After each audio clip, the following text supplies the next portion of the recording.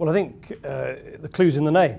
Better, community, business, network. It's all about making sure that those people who want to use their experience in the business community to act as an engine for improvement in the community do so. And I think it's a marvellous example of people, through their better instincts, drawing on their skills in commercial life to improve their own community, to improve the world in which they live. And I think, for that reason, someone is always a great supporter of good grassroots projects. I really do think the BCBN is a model for other people to follow. I think a problem of reoffending, high rates of reoffending, which has been around for many, many years, is the Achilles heel in our criminal justice system. Because instead of cutting crime by cutting reoffending, we've actually got a system which creates a revolving door of crime. People go into prison, come out, commit more crime, go back into prison, come out again and commit more crime.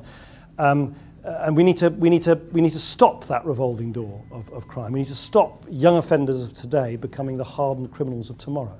And that's why I think the work of the BCBN and its partners are so important, but also why we in government have been changing things dramatically, so that, for instance, if you now come out of prison, and we're the first government to introduce this, you will be met by someone literally at the prison gates, regardless of how long or short your prison sentence is, to help you stay on the straight and narrow so that you don't start recommitting crime within the first few weeks of release, which has been the pattern for far too long.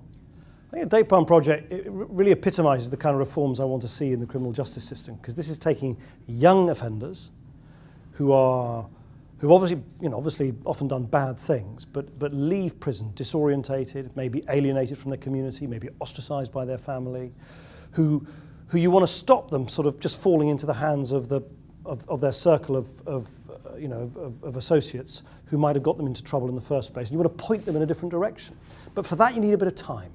And that's what this residential period of time will allow. It will allow them to find new routes into education, into training, and into work. And it very much reflects what we're doing as a government. So we're doubling the amount of education provided to young offenders in young offender institutes, and we're starting to build a new generation of secure colleges where the emphasis is on education, not just incarceration.